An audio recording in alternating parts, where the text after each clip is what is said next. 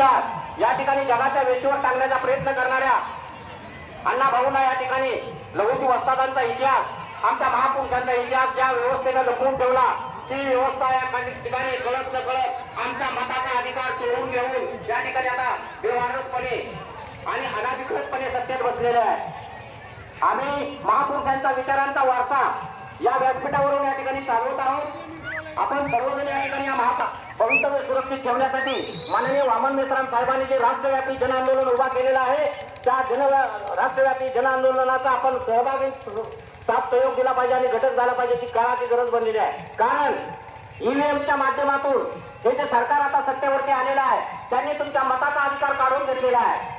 कामगारांच्या विरोधातले कायदे केले जात आहे, शेतकऱ्यांच्या विरोधातले कायदे केले जात आहे, विद्यार्थ्यांच्या विरोधातले कायदे केले जात आहे, महिलांच्या विरोधातले कायदे केले जात आहे, आमची शिक्षण व्यवस्था मुलीत काढली जात आहे, नवोदय समाजाचा शिक्षणाचा अधिकार सुद्धा या ठिकाणी काढून घेतला जात आहे. कळत न कळत आम्हाला धर्माची गोळी दिली जाते.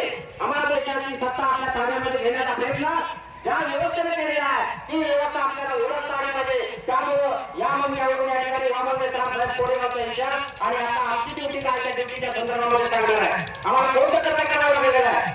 देशवाच्या काळाची कोरेगावची विजयाची लढाई आपण मांडलेली आहे. हा रणसंकटाची साक्ष देतो आहे. पण आता आपल्याला नवं युद्ध करायचं आहे. त्याच व्यवस्थेच्या विरोधामध्ये ज्या व्यवस्थेने छत्रपतीची महाराजांनी संपवलेली आहे, ज्या व्यवस्थेने महात्मा ज्योतिराव फुलेंना या ठिकाणी तुम्ही शूद्र आहात म्हणून हिणवलेला आहे, सावित्रीबाई फुलेच्या अंगावरती शेण फेकलेला आहे, बाबासाहेब आंबेडकरांना त्रास दिलेला आहे.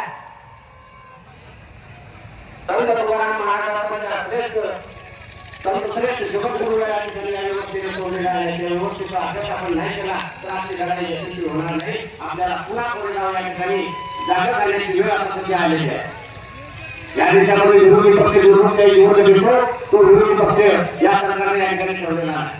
सरकारला विरोध करणारी कोणतीही या ठिकाणी फक्त अशा प्रकारचे प्रभाव या सर्वोच्च न्यायालयाने न्यायालयामध्ये थेट लोक घुसलेले आहेत, त्यांनी घुसखोरी केलेली आहे, शिक्षण विभागामध्ये थेट लोक घुसलेले आहेत. या लोकांनी या ठिकाणी आपल्या देशाच्या लोकशाहीला पोषून काढलेलं आहे. आमच्या लोकशाहीमध्ये असणारी जी काही लोकशाहीची मूल्य आहेत, स्वातंत्र्य, समता, बंधुता आणि न्यायावर आधारलेली